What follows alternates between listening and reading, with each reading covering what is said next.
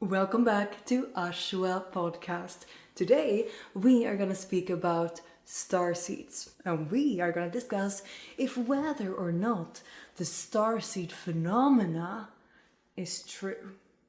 If you identify as a starseed and you believe that a starseed, it's a soul that comes from another planet, came here to Earth to help humanity with the ascension, you need to sit down, because that definition of a starseed is, from my perspective, false. It's partially true from a certain consciousness level, but ultimately I don't agree. And I've never agreed. So why have I been making starseed content throughout the years? Let me explain. Starseeds, they are typically defined as souls from other planets that came to Earth to help humanity and Earth with the ascension. If you've watched the Metaphysics series, you know that I don't believe me, to be from another planet. If anything, if I had to name one place we are all from, I would say source. That is why I've never liked it when people say that they're from the Pleiades. And I didn't really know what to call it, so I tried with my clients to say that you have an active connection to the Pleiades. And I think that is way cooler. It's cooler to have an active connection. You feel a connection. It feels like home because you are somewhat vibrating in the Pleiadian frequency. But now, what really is the Pleiadian frequency? I do believe that we as humans, we are programmed to survive, and to survive, whenever we feel fear or insecure in some way, to make us feel more safe, we try to understand everything, because the faster we can put a label on someone, the faster we can put people in boxes and understand our reality, the faster we can understand things, the faster we will feel safe again.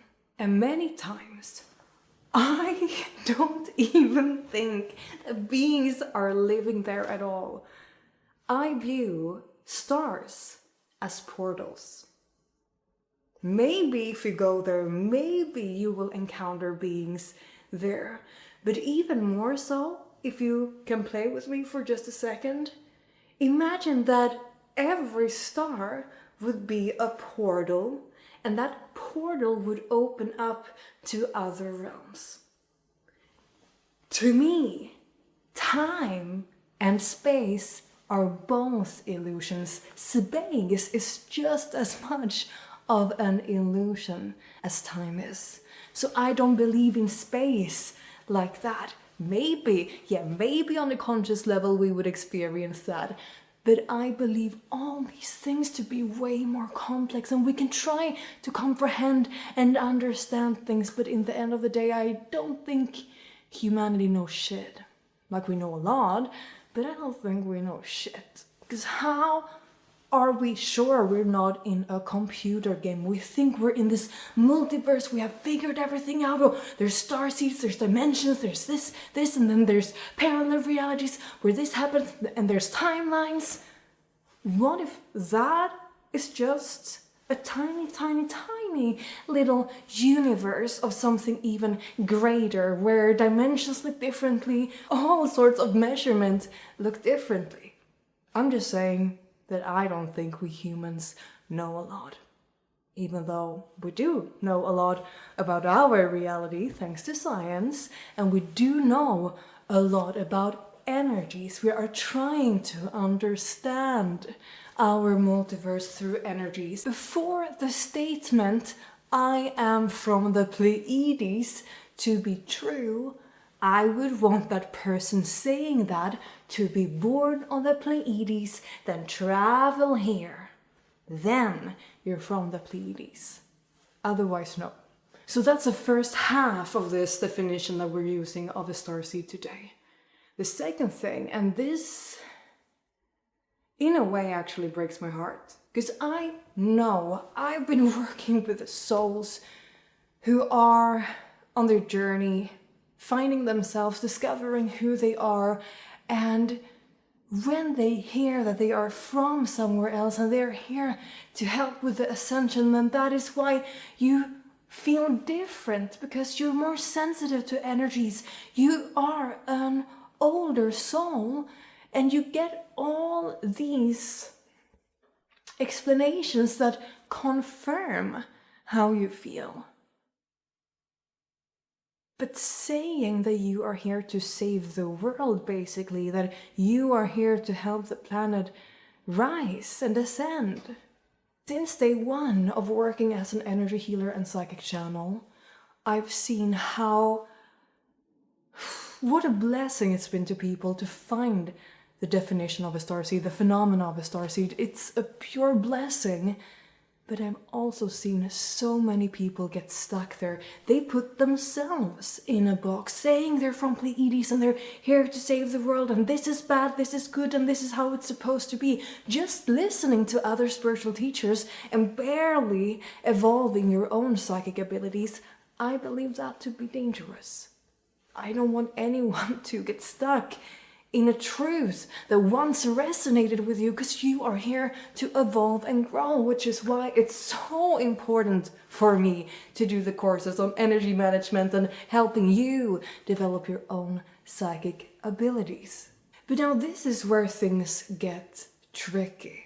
And I think the best way for me to explain why I don't believe that to be true is going back to the Ashwa teachings about time. And I call it the Ashwa teachings because this is what my guides have shown me, and Ashwa is a platform where I share what they've shown me and what I've learned throughout life.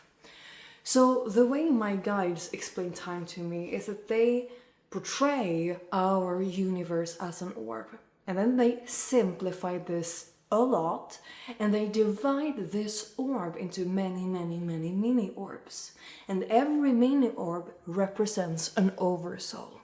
If we choose one soul, we dive into that, so we now have a huge orb again, and this is an oversoul. We can divide that oversoul into many mini orbs. There we have multiple lifetimes. Lifetimes where this oversoul gets to express different versions of itself. So we say oversoul, and then we have many souls. It's the same soul. To me, the oversoul is a soul.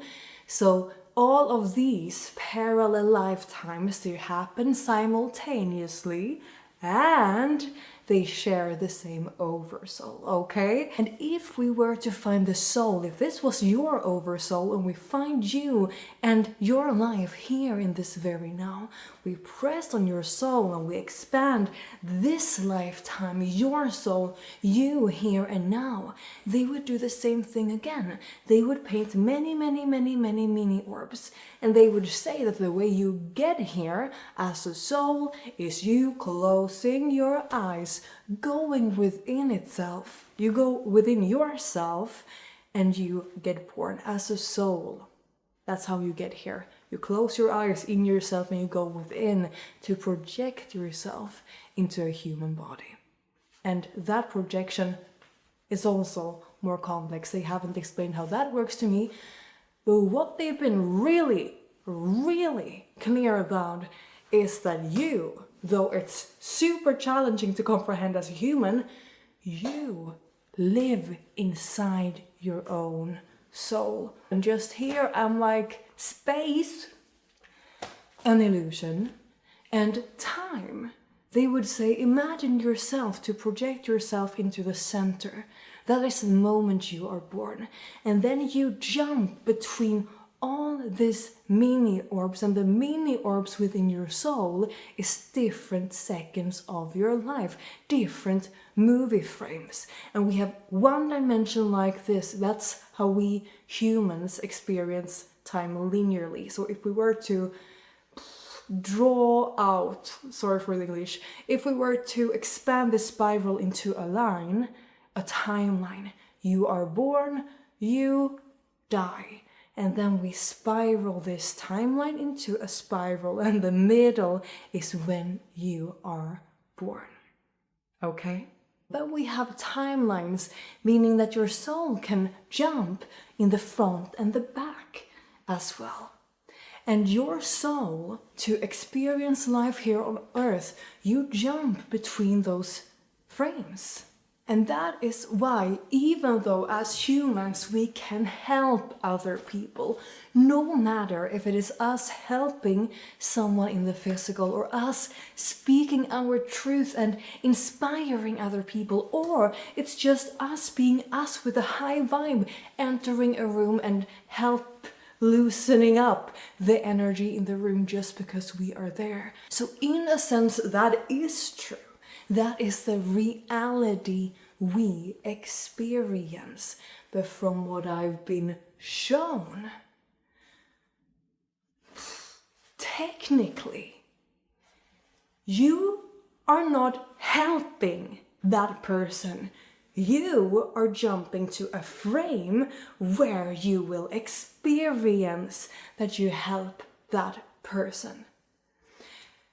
So before you help the person and the moment you help the person, that's two different realities. That's two different frames.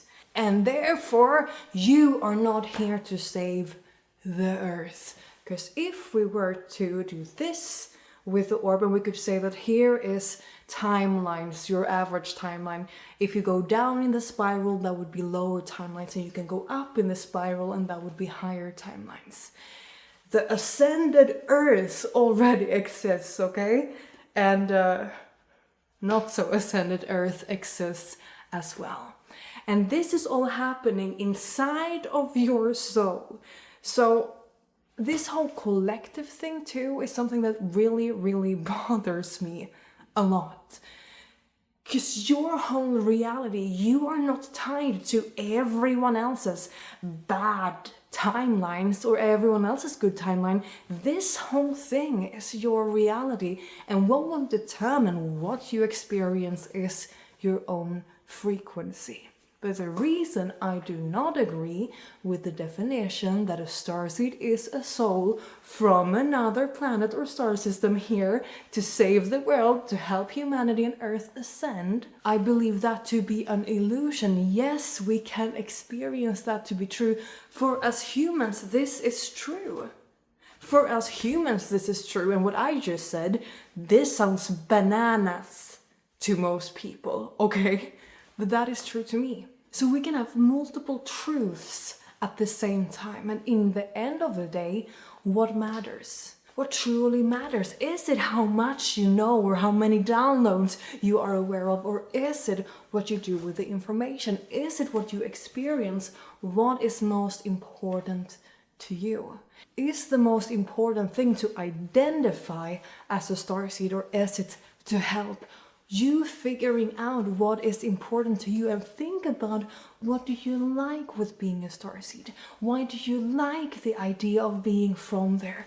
Because you can remember in your bubble, in your soul, there is lifetimes where you live in other worlds, such as the Pleiades, where everything is harmonious, where you are loving, you are embodying the Pleiadian frequency, which to me is a more feminine archetype. You live in that energy that feels more like home to you than being here on Earth. So therefore you identify more with being a Pleiadian than being a human, because the archetype, this feminine archetype, the Pleiadian frequency, feels more home than the frequencies here on Earth. And what I really like to say when speaking of the starseed phenomena, I think it's wonderful that you resonate with these beautiful frequencies.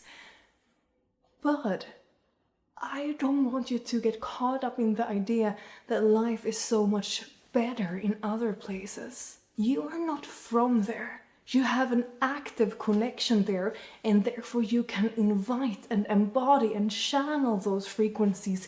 You can decide to be that version of you here now. Instead of longing to go back, try to bring that here. Not necessarily by speaking about it, but but by simply being you. That is, you know that too if you've been following me for a while, that is why I do this work. I want to help people become the most happy, authentic, and vibrant version of themselves. No matter if that is us speaking about extraterrestrial races, but I don't speak about extraterrestrial races for you to believe that you're from there.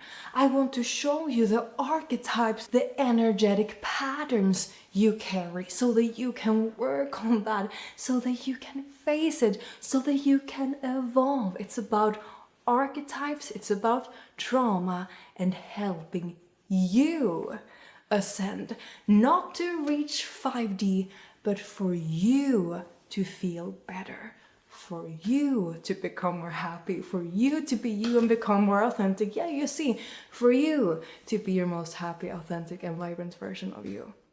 Even when I sit here and speak about extraterrestrial races, that is what I hope that will bring you.